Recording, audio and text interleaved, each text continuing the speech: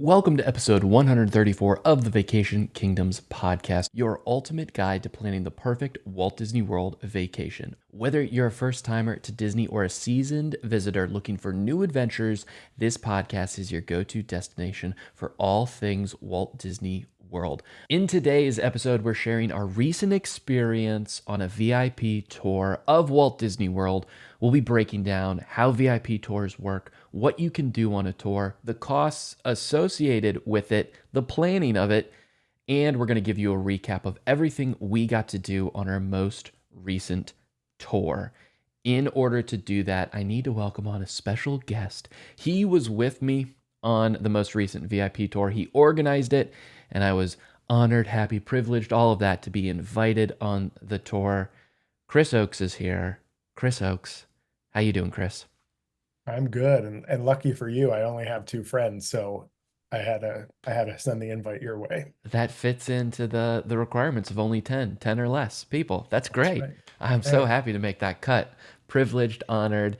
But before we get started, you need to know a little bit more about Chris, because if you don't know Chris, you should. Chris is the co-owner and chief vacation officer of Keys to the Castle Travel, which he has helped build into an authorized Disney vacation planner agency. He has years and years of experience planning vacations for hundreds of families and is a leader in the Disney vacation planning space. Additionally, Chris is also the co host of the Let's Just Go podcast, which I have been a guest on, where he talks about destinations around the world. Thanks again for being here, Chris. Yeah, happy to be here. Excited to be talking about the VIP tours. We both love talking about bougie experiences, and I don't think there's anything more bougie at Walt Disney World than a VIP tour. I've been privileged enough to go on three of them, and what I think is so cool is that each tour that I've been on has been so different in the makeup of people, in where we started, the parks we went to, the attractions we visited. So I think it's really cool that it offers such flexibility and you can kind of make it whatever you want within the confines of how long you book it. So I've been on three. Chris, how many have you been on to Walt Disney World VIP tours now? I've been on four, so I'm excited to have been on one more than you. Just not that anyone's counting, but I'm happy about that. Well, it sounds like you're counting. You're counting. Um, we won't talk about this right now, but have you been on a Disneyland VIP tour?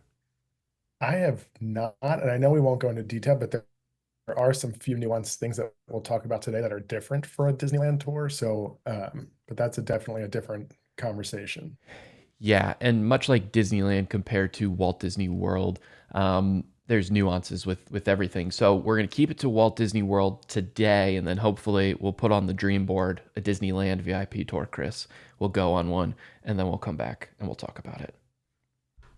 I Sounds th- like a plan. I think what's good to start is just an overview of what this is. I think for a lot of listeners, what they probably think it is what they see in the parks, right? They see a quote unquote guest relations cast member. They're in the guest relations get up. They're a VIP tour guide, leading families, leading groups around the parks and going through the lightning lanes on attractions and things like that. But that's what you see in the moment. What's everything that leads up to that? What's everything that, money wise needs to occur? The planning, all sorts of stuff with that.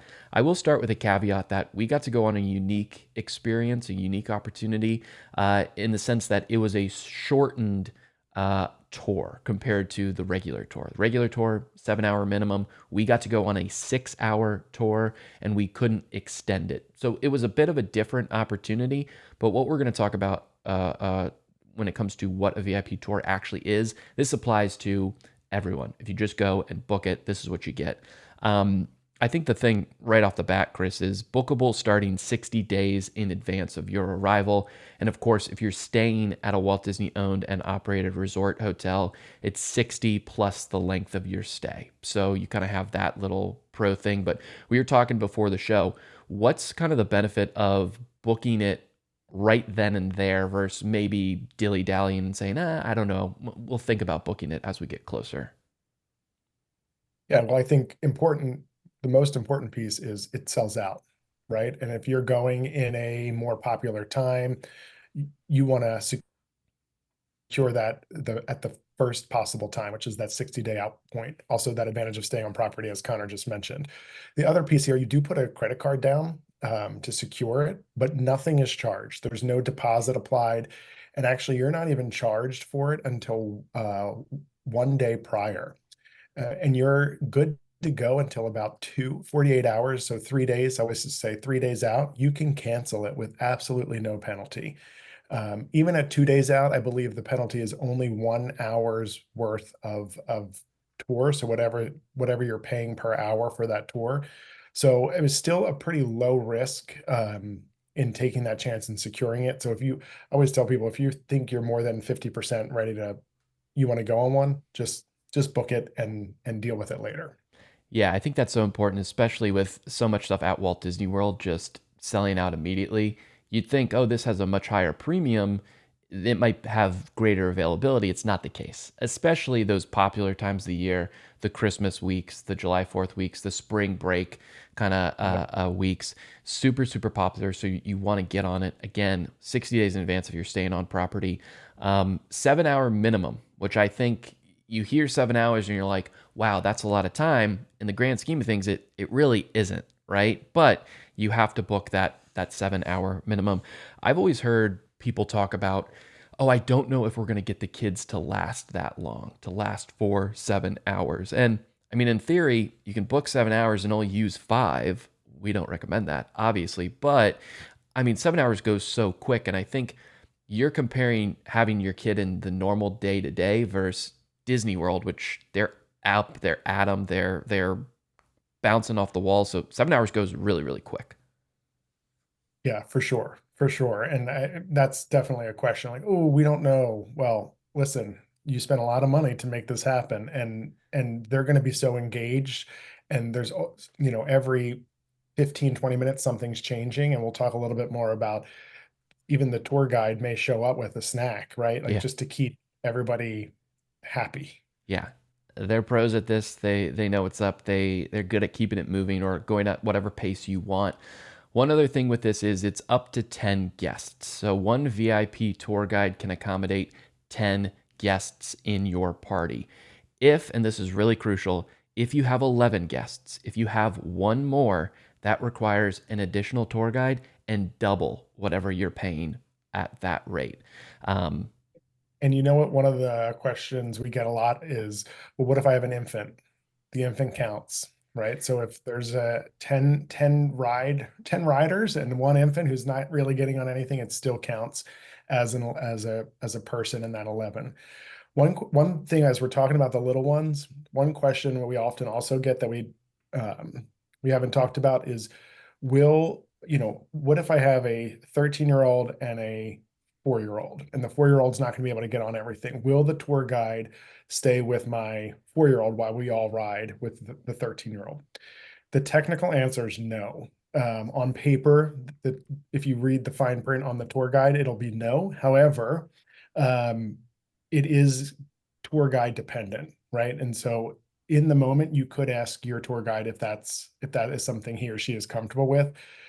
A little like pro tip. I mean, this is not official, but times out of 10, as long as your kid's not completely unruly, they will hang out with them. But it's on paper, they're going to say no Yeah, up front. I think that's a good thing to point out too with the young kids because it goes against every other policy that Disney has, right? If you're under 3, you get in for free. So you are a human being, right? In Earth speak, but to get into the park, you don't need a ticket, but you are counted as part of the party for a VIP tour.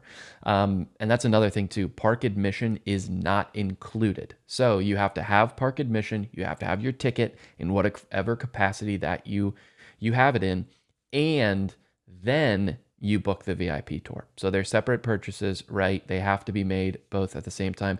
If you want a park hop with the VIP tour, which you can do, you have to have a park hopper option ticket as well. Um, let's talk about actual pricing. On the Disney website, it says $450 to $900 per hour. Again, remember, minimum of 7 hours. That huge discrepancy, right? 450 to 900 per 1 hour. Um, Depends on the time of the year, day of the week, those sorts of things. Chris, is it fair to say that it's kind of leaning more towards that middle to upper 900 number? Yeah, I would say in my experience, that's generally where we're falling. That 450 might be, 1 week in early September, right? In a really low period of time. I will tell you that I had the privilege of being on a VIP tour on October 1st for the 50th Yeah, anniversary, and we paid 850 an hour. So a few years later, it's only gone up $50 at the max point, but that I can't imagine that price won't continue to grow. especially with popularity, right? It's still sending out. Another cost you're going to have to keep in mind is tips. They don't, the VIP tour guides don't accept Venmo technically, so definitely bring some cash. And like anything, 18 to 20%, if they're exceptional, which almost every VIP tour guide I've come across has been exceptional. They're really, really, really good and awesome. They're part of the reason why people keep coming back and doing it year after year after year. You definitely want to tip your guide. That's how they make the majority of their salary. Um, so we'll kind of transition into Chris, kind of how you handled it. You were the planner. You booked this all. Um, start kind of talking from the start of when you booked it, how that process went, and then also the pre-trip arrival, because there is some planning that you can do before you get to the park, right? There definitely is, and you want to communicate that to the VIP tour office when you're booking. The first thing I thought of is what would Connor want to do, and then I did the complete opposite Oh, just to great. annoy him. That Yeah, makes yeah. sense. But when you're initially booking, you definitely want to communicate that if you want to see fireworks, if you want to see the Festival of Fantasy Parade, for example, anything that's more unique in that sense, you want to communicate that as because they'll take the notes. On top of that, we'll talk a little bit more about the parade and the fireworks later on down the line, but those spaces could, in theory, fill up, right? Like on an October 1st, 50th anniversary, they're changing the fireworks for the first time. That might be something where every single tour guide wants. They only do have so much space. So 9 times out of 10, that's fine. You're going to be fine, but you want to communicate it and you want to communicate it early and often. And you also would then obviously communicate where you want to start Hmm. because there's only really, I guess in theory, there's three places that they'll start. One is at a park entrance. I guess four. Let me take that back. Four. They'll pick you up from a Disney hotel, right? Which we would say is a terrible idea because Yep. it's a waste of precious time in the parks getting on, doing the attractions. But that is an option. The second place is front entrance of a park, which again, we really wouldn't recommend that because again, you now have to walk to the first attraction. And the third option is a dining reservation host, like at the entrance of a dining reservation, the hostess stand of a restaurant that you have a reservation for, right? You have to be kind of finishing and they'll meet you at the host or hostess stand. And then the fourth place is in every park, they have a designated place. For example, we were Baseline Tap House at Hollywood Studios. So that is their designated place. We knew we wanted to hit Rise of the Resistance. So for us, that made the most sense to start there to then, pivot over to that. Now I had an idea in my head. Connor and I we clearly know the parks well. If you're doing this because you don't know the parks, your VIP tour guide will be able to make suggestions when you meet them in the, even that very first meeting to be able to maximize your time. So, Chris, when you're kind of doing that, you're booking it and you're planning ahead. At what point do you also have to say, "Hey, we want a park hop, and these are the parks that we're going to or want to hop to"? Yeah, so you have to provide, I indicated we wanted to park hop. I indicated we were going to start in Hollywood Studios. We're going to end with the fireworks in Magic Kingdom. I had to provide every adult's My Disney Experience email, login, not their password, but their login. And what they're doing on the back end is verifying that every single person has a park hopper ticket in advance so that the tour guide doesn't really have to worry about that, right? Because in theory, um, Not on the last two tours. On the first two tours I did, we did swipe back into the next park when we park hopped, but in the last two tours and this most recent one, we did not scan into Magic Kingdom. So they want to confirm that you have park hopper well in advance. So you do have to communicate that and make sure it's already on your ticket, um, well in advance. Yeah, that was something interesting. I noticed that too, that we didn't scan into Magic Kingdom. And Mm. the one thing about park hopping, when you do park hop with them, is you're not going back to the front of the park. There are special entrances, backstage entrances, so you don't have to worry about security or the long line to get in through the turnstile, that sort of thing. You would have already done that once, and in Disney's mind, once is enough. Um, so the day of, we know we're meeting at Baseline Tap House. We're all there. The tour guide, Chris, did you reach out to the tour guide that day? Did they provide you with contact So information or they yeah? did, yeah, about a week before, they sent an email confirming everything, all the details of where to start, what time. Um, they did include the tour guide's name and then a cell phone number for that tour guide that said, don't use the cell phone until the day of the tour. But that way that we did have day of communication. And let's start talking about it. Let's start talking about our fantastic day. So it started, like Chris said, at Baseline Tap House in Disney's Hollywood Studios at 2:30, and we met our guide Michelle. Michelle was great. I think she said she'd been with the company for, I don't know, like 25 years, something like that, and been It doing was a long VIP. time. Yeah. Yeah, Yeah. she had been in entertainment and been doing VIP tours for a while. One thing to kind of note is, why did we start with Hollywood Studios? Is this took place in the middle of August, on a Monday.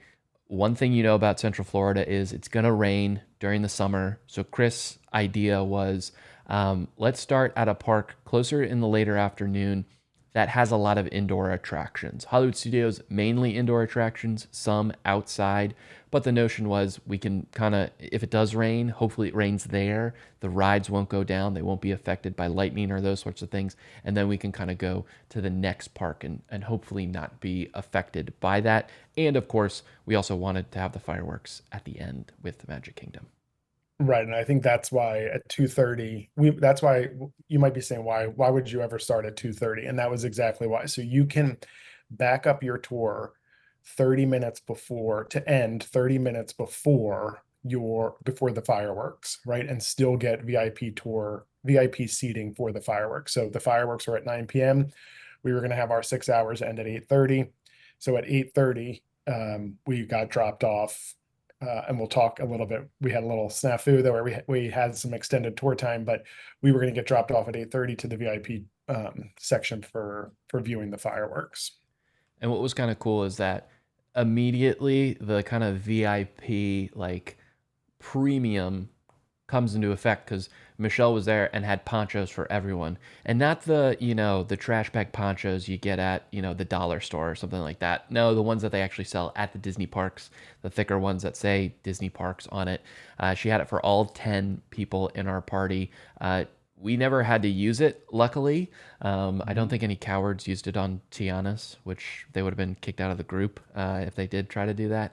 But it was just kind of a nice, hey, welcome, let's get started. Before that, I got something for you in case we ever do get separated. Here's a poncho, which is always cool. It is. I don't know if we talked though before we jump in and we talked about the timing. Um, into more of what we did each day, you can extend it. You can extend beyond 7 hours in the moment, right? You cannot go beyond 10 hours though. So I think that's important. And when you want to extend it, if you want to extend it, you can do it in any 15-minute increment. So if you get to 7 hours and you're like, oh, I really want to do It's a Small World, it's a terrible idea. No, but you could add on 15 minutes and you would pay that rate, whatever hourly rate you're paying, you would pay a quarter of that. And they would charge your card separately for that additional amount after the fact. Yeah, so I mean, I think that that's a good thing to always kind of keep in the back pocket, and just know you have that capability to do that. That's also why we suggest, meet them in the park. So, if they pick you up at your resort hotel, let's say you're staying at Animal Kingdom Lodge, and you're starting your tour at Magic Kingdom, I mean, that's like a 20-25 minute ride, depending upon traffic and getting around and stuff. So if they pick you up right then and there, and if you're also a couple minutes late getting down to the front of the lobby, that's eating into your time. That's you're spending money on that when you could have just gotten on the complimentary shuttle outside Animal Kingdom, taken it to Magic Kingdom, walked through the gates, gotten all through security, and then met your person and started the clock then. So that's why you really, really want to maximize your time, which is what we did. And we did really, really well because as soon as Michelle met us, I think she was daunted by Chris's ramifications that everyone had to abide by. What was the term? Did you say we're not the United States military? I think I said, I hope you wore your adult diapers. We're not stopping. That's right. That's right. We are not stopping for anything. You better get your Yep. act into gear. And we are not the United States military. We will leave you behind. That is true. Yes, that is. Which we stuck to it, even though the person saying that was probably had the most bathroom stops of the day. But Oh, I'm sorry. It didn't apply. The rules didn't apply to me. oh, that makes sense. That makes sense now. Um, Uh, we went right to go for it. no, I was going to say we went right to Rise of the Resistance, but I think one of the caveats here that people might sort of complain a little bit about or just be surprised about, I guess I should say, is this is not front of line access, complete front of line access. You are going through the lightning lane in almost all cases. We'll talk a little bit about there are some attractions that have caveats to that, but you're going through the lightning lane, and which is not always walking right on the ride, right? So are you spending 5, $6,000 and you still might have to wait 10, 12, 15 minutes for something? It's possible. So I think that's the part that people just need to be aware of so that their expectations are met during the actual tour. Especially on something like Rise of the Resistance, the most popular attraction in all of Walt Disney World, right? It routinely sells out of its individual lightning lane, or its single pass, I should say. Lightning lane, still trying to get used to all the terminology, which if you're on the VIP tour, you don't have to worry about. Don't. But that is true. Like, so you kind of want to, it's not necessarily a strategy you can play because you just don't know until you show up to the lightning lane entrance. Verse when we someday go on our Universal Orlando VIP tour, which takes you right to the front of the line and cuts their express pass, which is their lightning lane. So there is sometimes where you have to do this. A perfect example of this too is they won't let you cut any of the pre-shows, right? So like if you just want to go on the Rise main part of the attraction, or with Guardians of the Galaxy, you just want to go right on the roller coaster, they won't do that. You're going through the lightning lane with them, you're going into the pre-show with them, and then they put you on the attraction. But I But mean, then we were off and running after that, right? I mean, then it was, well, what's next? But we had that plan where we intentionally were going to then hit up Toy Story Land, right? And we went on Slinky Dog, and I was Michelle, and I don't know if it's because I was kind of leading it. She kept checking in with me. She's like, "All right, I'm going to get everybody drinks." I'm like, "Perfect, get them after. We're going to do Slinky Dog, then Toy Story Mania, and people can be drinking their bottles of water while we walk to Tower of Terror and Rock and Roller Coaster, right? Because it's a slightly longer walk. You can be drinking, but just trying to maximize because, as you know, some of these attractions you can't, bring water on or what have you, and it complicates things. you also want to be thinking about your endpoint, right? You want to get to your endpoint so that you can accomplish everything in the next park that you're going to go to. If you're going to go to, you don't have to park up. You can just stay isolated to one theme park and hit everything in that 7 hour minimum that you want to hit. But here's where we kind of got to a point of we have to start, separating the must do's from the it'd be nice to do, right? And Millennium Falcon Smuggler's Run was it'd be nice to do it, but with all the things that we had to do and we knew we wanted to do at Magic Kingdom and get there before the fireworks, that had to go the wayside. Like Chris said, Slinky Dog was great, Toy Story Mania, and the Michelle, our VIP tour guide, as we're getting out of Toy Story Mania, had the bottles of water for everyone. One thing to keep in mind is you do get two snacks. You actually get more, but we'll talk about that in a little bit. Two like uh premium snacks. Would you almost call them that, Chris? Like I, included. I would, and honestly, that was probably the first time where she was checking in, and I don't know, it's because it was this more unique experience where she was like, "Well, what do you want? I can get anything, right? Not anything, completely anything, but I was thinking, right? Like I knew that they could get snacks, so I'm thinking, and we're pushing into late afternoon and kind of pushing into dinner, and we're not going to stop and waste time getting food. Um, so is a Mickey pretzel with cheese an option? Yes. Something a little bit more, not necessarily healthy, but a little bit more Yeah, sustainable, if you will. as opposed to just a Mickey ice cream bar or a churro, right? Boxes of Right. popcorn. So we'll talk about the snacks in a little bit, but those waters are also included. So um, they were Smart smart waters, waters. nonetheless. They're smart Yeah. waters, right? It's keeping it bougie. Smart waters when applicable. So Tower of Terror, we got there. What's important to note is we kind of talked about it a little bit. Not every single person in your party has to ride all of the rides. So we had some people in our party that didn't want to do Tower of Terror. I don't know why we didn't just leave them there and say, well, you're on your own for the rest of the day, because Tower of Terror is awesome. But we left some of them. We rode Tower of Terror. This was the first one where we went through the lightning lane, we went into the pre-show, and then Michelle said, "Okay, guys, when the pre-show ends, stand towards the back of the room, let everyone, the regular people, out in front of us, and there's another way that we're gonna go." And basically, what she was able to do is, after the pre-show of Tower of Terror, you go into the boiler room. We cut, quote unquote, in front of everyone in the boiler room and went right onto an elevator right there, which was really cool. And yeah, that was one of those where we did sort of bypass that line, right? For the most part. Um, and I didn't realize what she was doing at first, and that luckily the lights were out because my blood pressure was rising, because normally I'm the one elbowing, the elderly people out of the way in the front to get to so I was glad that that worked in our favor. Let's just say we had a if we were not on a VIP tour, we were getting out of that room first. We had a primo spot. We knew what we were doing, so I just want that stated for the record. We were Absolutely. we were in the right place at the right time. From there, we went over to Rock and Roller Coaster. Again, great. Very happy that it had only reopened maybe like a week beforehand, so I was experiencing some technical difficulties. So happy that we got to get on that, and really quickly too. She did say if the lightning lane was really long for that, there would be a bypass for that ride. Because sometimes the lightning lane does become pretty long, but because it wasn't that long, she couldn't use the bypass. The break glass in case of emergency lane, Yeah, wherever that may or may yeah. not be.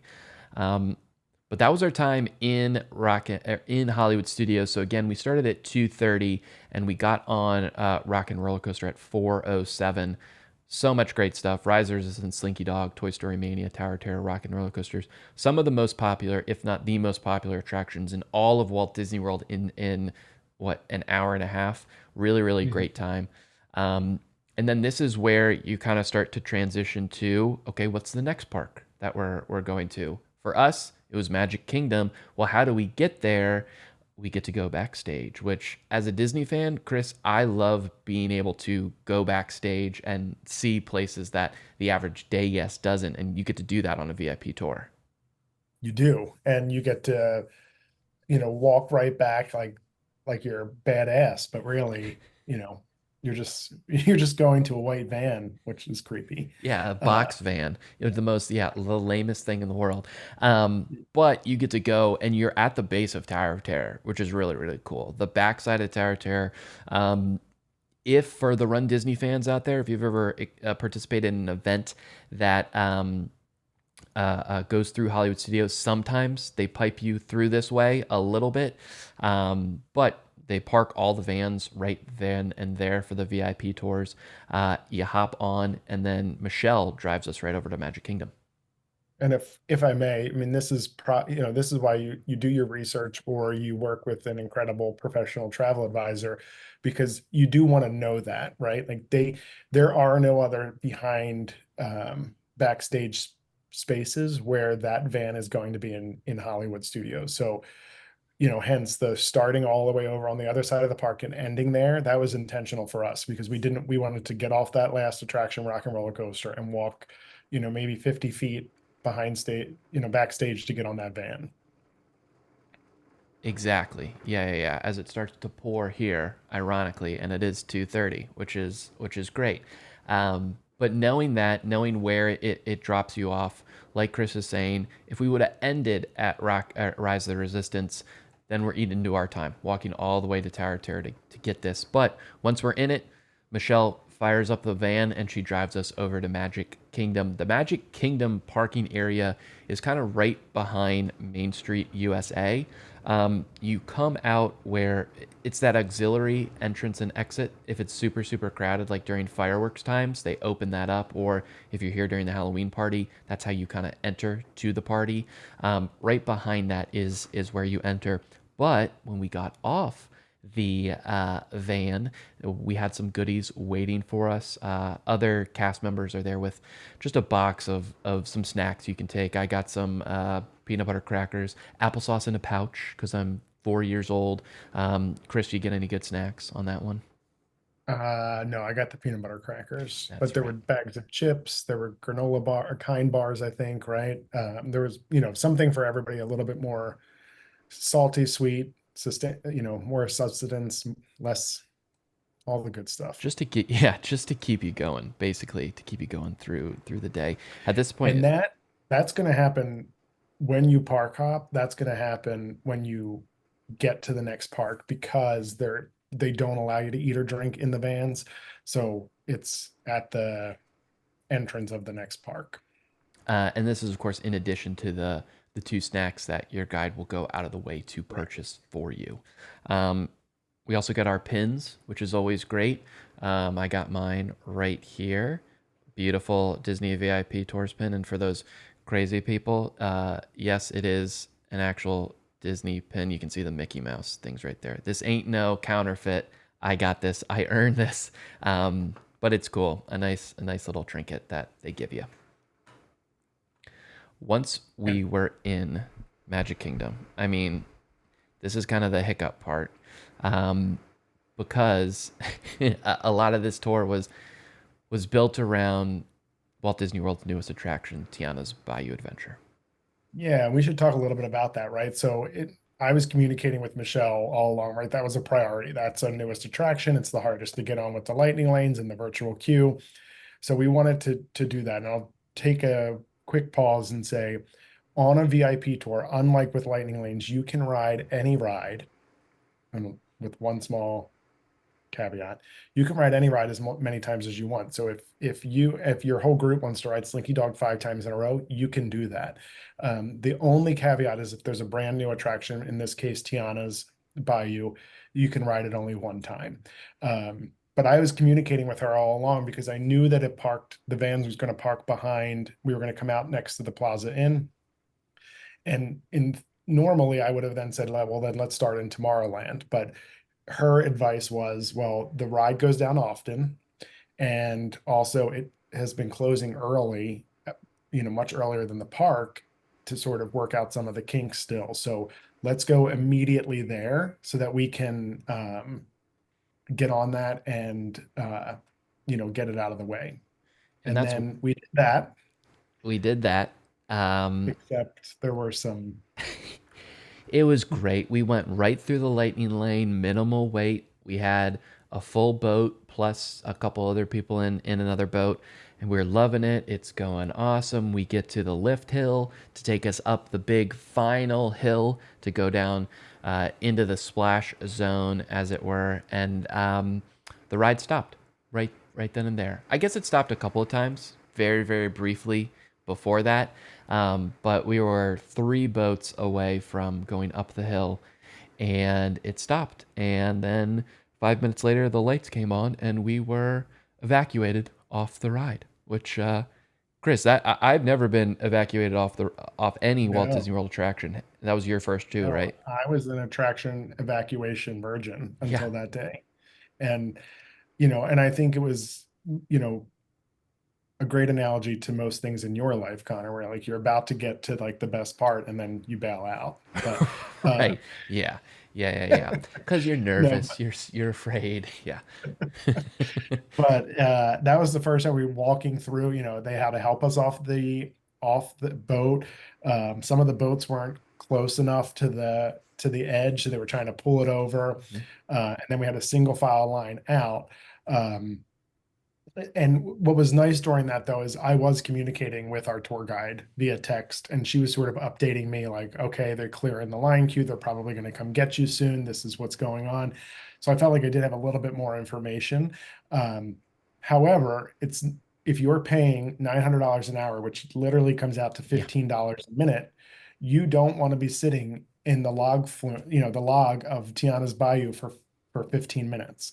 Um, so we were escorted off backstage, and then there were cast members there scanning people's tickets or bands to give them an anytime lightning lane for really any attraction, including Tiana's Bayou, if it would come back up. Did it come back up that day, Connor? I don't think so. It did not. It did not come back up. Um, so it's not exactly an even swap, right? And for us, we knew we were sort of ending the day at the fireworks. We didn't really have time to even go really back on it. We saw 90% of it fine. So we sort of bypassed even getting that scan because, we had the VIP tour. We walked past that. But um, what was nice is I think our tour guide, one, could tell a little bit of my frustrations and like we just wasted a fair amount. One, this was our priority, which no one's fault, but two, we just wasted all that time. And she's like, you get 15 additional minutes now onto your tour, which is why earlier when I was saying we were ended at 8:30, we really ended at 8:45. And we used those 15 minutes. We were not going to let them go to waste.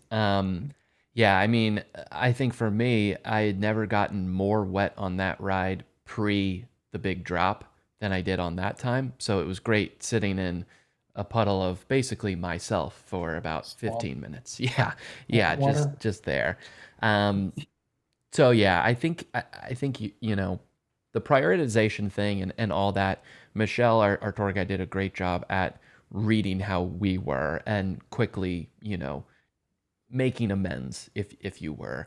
And she kind of knew, let's get rid of this. Let's go do something. And we went right onto Big Thunder Mountain, which I think Yeah, can. she was quick at pivoting. One thing I think they won't do, and again, you're paying $6,000. You might say, like, my immediate travel party the next day was going back to Magic Kingdom. I'm like, can you help me get a lightning lane? I obviously hadn't. Now that we can book lightning lanes in advance, I obviously didn't do that because I was assuming we were going to get on.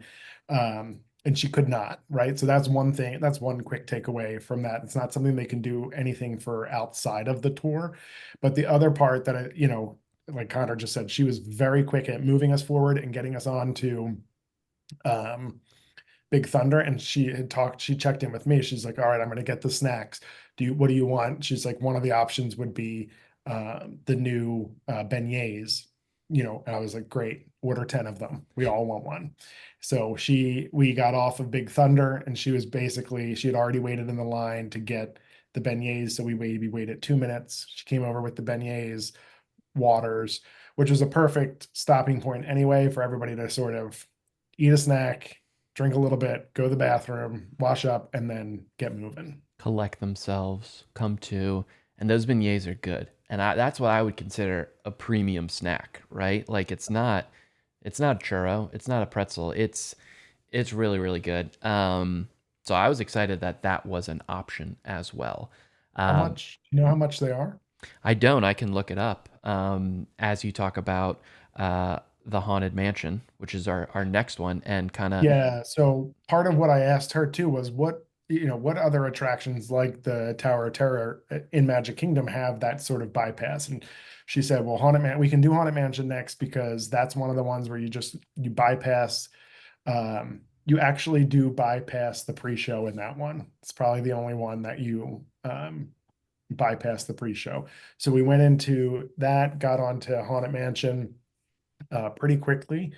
Once we got off of that, what was next? Seven Dwarfs Mine Train. Because what was important for us was we were going to use ones where they have the additional cost to buy the single pass for the lightning lane. So we moved quickly over to Mine Train and rode that for 23 seconds. but if you got to do it, you might as well do it, as quick as humanly possible. The Correct. beignets that we got were $7 per order, and then they didn't have smart waters. We had to slum it and get the Dasani Oh, bottled waters, but those were 3.75 a pop. So a lot of So money for 11 bucks, $110 she just spent right there on that hit, right? That we didn't have to deal with. all 10 people. Um, Right. so then we go to probably the second most popular attraction currently in Magic Kingdom, the second newest, which was Tron. So we kind of took the backside from Seven Dwarfs Mine Train through Storybook Circus and then that walking path there, and went right on Tron fairly efficiently. Great ride, love Tron. I don't know if that's still in the you can only ride it once category. Nope, it was, but now currently Tiana's is the only ride once. What was nice there too, and we haven't really talked about this, if you do go shopping, if somebody goes shopping in the middle of the tour, or somebody breaks off because they're not going to get on that attraction, they go buy something, the tour guy will carry your things for you. And in this case, she said, do you want to get a locker, or do you want me to just hold everything? So we had her hold everything because it was much faster than everybody scanning in a locker. We get off of Tron, she's standing in the corner with everybody's, backpacks and bags and such, and we're ready to move forward. And we had a lot of stuff. So I was more impressed than anything that she was Yeah, able she to carry. won't, she didn't carry your figurative baggage because that was way too much, but That's right. And it can't fit in any of those lockers. I mean, you couldn't fit in no, all of the lockers if you gave me all of the I know. lockers. There's a lot of baggage that I carry. Luckily, I am able to fit on Tron in the regular seat, which I think is just great. Um, After that, Space Mountain. At this point, some people started to leave our group, mainly because Chris was offending them so much, but for other reasons as well. They had other priorities or what have you. But we got to do Space Mountain. This was another kind of quasi cut the line in a way, where we went through the lightning lane. And then I don't know what she did, but she basically, I think the cast member was like, you can go this way or there's no one over here. And she said, well, I'm going to go over here and go around everyone else. Yeah, she had said that space has it. So after the second scan of the light of your band for the lightning lane, you go back behind the whoever's in line and you come out, around them, and they place you on the next train. Boom. On and off in super super quick, and then right over to Buzz Lightyear, which this was cool. We got to go through the exit, so there's a kind of Right. a cast member only door. We open it where people unload, get off of Buzz Lightyear. We got to hop on and then go through like the little dark room that no one typically goes through, and then we're passing by the people that are getting on at unload, and we're going into the attraction right then and there. And I think right before Space Mountain, we're hitting 1 hour left, right? An Yeah. hour and 10-ish minutes left. So she's talking to me, she's checking in. Okay, what do you want to do? What's the plan? You still get one more snack, right? She's saying to me, so I'm like, okay, listen, we'll prioritize space, Buzz, because it's right here. If we have time, because in our head we were already sort of thinking we wanted our next snack to be Dole Whips. So I said, then if we have time, we'll do Pirates because it's over by the Dole Whips, and then you can drop us at the Fireworks area. fireworks. So that was our plan, trying to, originally Buzz and Pirates were not a major priority, but now we're trying to fill in the thing. Now we got through all the things we were absolute have to do's. Now it was, what are the nice to do's? And she was great because she then said, Pirates also has a special entrance for VIP groups, so it'll be even a shorter wait. Because we are at one point, we're like, we don't know if we're gonna fit it. It's no big deal. And she's like, no, no, no, we'll be able to fit it. So you kind of come around. You don't go through the main Lightning Lane entrance. Again, there's like a cast member only door. You walk into it. You're not merging with a Lightning Lane or anything. You're pretty much just walking right on to a boat right then and there, which was really cool to see. And then we went over to the Dole Whips, and she said, order whatever you want. And of course, Connor ordered the most expensive seasonal I thing. thought you would have been proud of me for ordering the most I am expensive. actually. I, I I know. was a I little, just, I mean, I was offended that no one else went out on the limb just for that purpose. Mine was, so regular Dole Whips. Most people got Dole Whip floats, and then I got the one that was mango soft serve, mango juice, which I don't even know how that's possible. I don't think I want to know how that's possible, and um, like tahine and chamoulet, which is like uh, peach preserves almost. It was fantastic. I thought it was great, and the best part was it was for free Can you milk a mango? I uh if you I did try. not order it because half of the words in the description I didn't know what they were. So There were a couple uh I didn't know either, but I persevered, and I was glad that I did. I might go out of my way to actually purchase it with my own money next time. oh oh boy, High it's praise. getting crazy. High praise. So But it was cool because we got to eat the Dole Whips, eat whatever crazy concoction I got, and another round of waters as Michelle is taking us to the fireworks viewing area.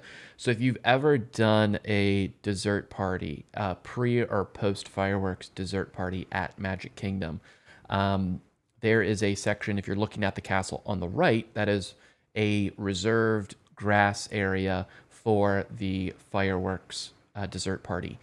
It has a clone on the left side that is reserved exclusively for VIP tour groups. And again, Chris, your tour has to end within that 30 minutes in order to access that, right? yeah, that's correct. And that's one of the things that's different about the Disneyland tours. The Disneyland tours can end at any time and you still get VIP access to their nighttime spectaculars, whichever one you want to go to. So it does have to end within 30 minutes. I often, when I'm working with clients, I have it end 15 minutes, just to kind of maximize that time frame. But it has to end within 30 minutes. Otherwise, that's a no-go. And pro tip was around 6 p.m. I mobile ordered a huge order for the 8:30 to 9 o'clock pickup from Casey's. And Casey's Corner is just right there on the other side of the fence. So I think Chris, as we were walking with Dole Whips in our hands, he was hitting the "I'm here, prepare my order for more food." So she drops us off in the area. They kind of know who we are, and then you can go out and if you want to get another soda or whatever. In Chris's case, an entire three trays full of food, and then bring it back into there. It was great. We wolfed down those mini corn dogs, and then with time to spare, was able to kind of collect ourselves and watch the fireworks from an awesome viewing spot. I really like.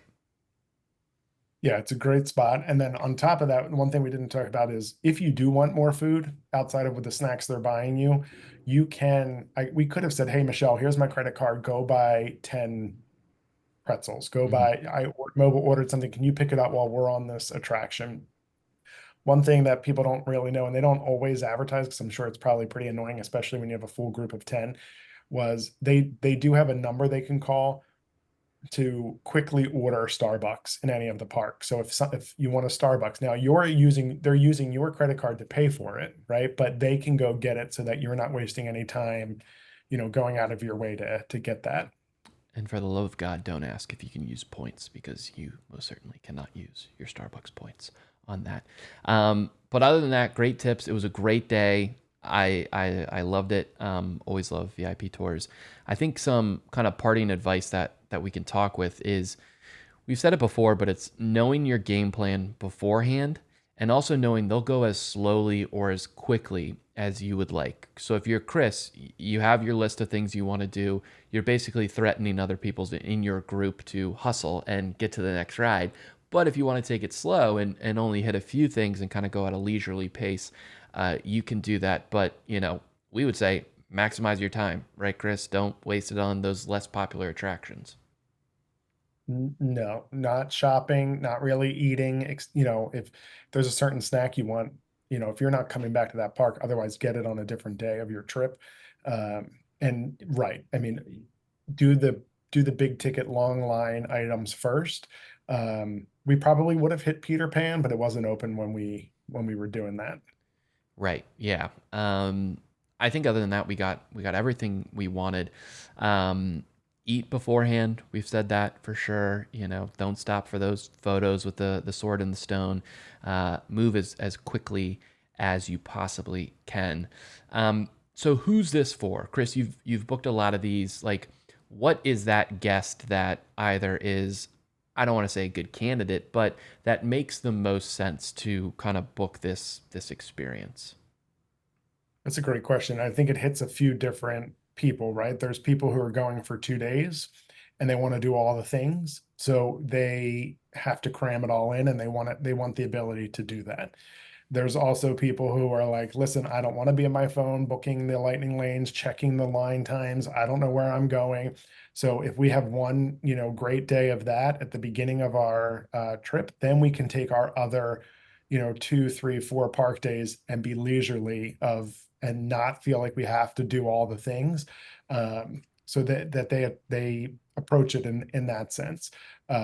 It's a great way to also have a big celebration if you have like a milestone birthday or an anniversary event or something, to be able to do that. So I've worked with people in sort of all those realms.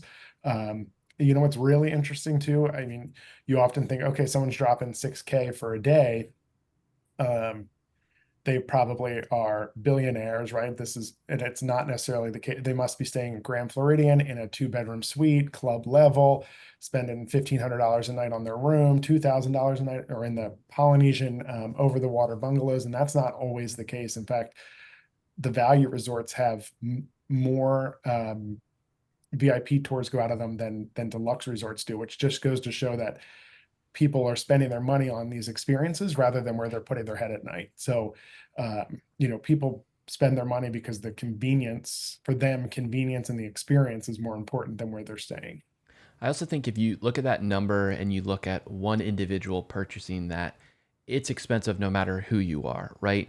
But if you look at it as, okay, we're going to have a group of 10 and we can split it up a number of ways, then it becomes a little bit more easy to manage when it comes to that price. Still, a premium product, no doubt about it. Still, you have to buy your tickets, so that's even more expensive.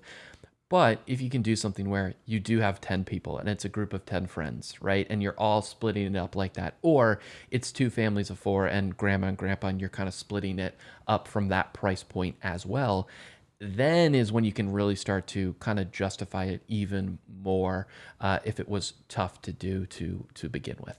No, and I think you make a good point in terms of what you were just talking about, because if it is $5,000 and you have 10 people, right? You're thinking of it though in the realm of like, okay, it's $500 a person. You may have dropped $50 to $70 on the lightning lanes for yourself for that day. You might have dropped another $50 to $70 on snacks and waters. So now you're at a buck 50, $200 maybe on all of that, where for $300 more, each person is getting a premium, once in a lifetime kind of unique experience. So when you start thinking of it that way, the price point doesn't seem so, oh my gosh, right? Like it's not as overwhelming. Yeah, and I would say the only caution we would recommend is once you do this, it's going to be harder to go into the parks without a VIP tour guide. Yeah, yeah. I could get you walking around with a plaid, Yeah, which is, yeah, the slang term for the guest relations cast member in their plaid outfits. yeah. It's awesome. I'm so happy that I've gotten to do it a few times. Oh yeah, Chris, go ahead. No, I do. I actually, as I was walking through the park, I don't know if you heard people keep saying, "Is that Chris Hemsworth? Is that Chris Hemsworth?" I And know, I and was, no, it's just, they were yeah. looking at me and they were saying that. I know. Mhm. I was there. I was hearing more Leo. Is that Leo? I'm like, I get that a lot. And then is that Leo's mom? They're like, no, that's Chris. How do you even know what Leo's mom looks like? I don't know. That's weird. Um, Uh, God, I I hate you. and I am so thankful that you keep inviting me on these things, and I appreciate it.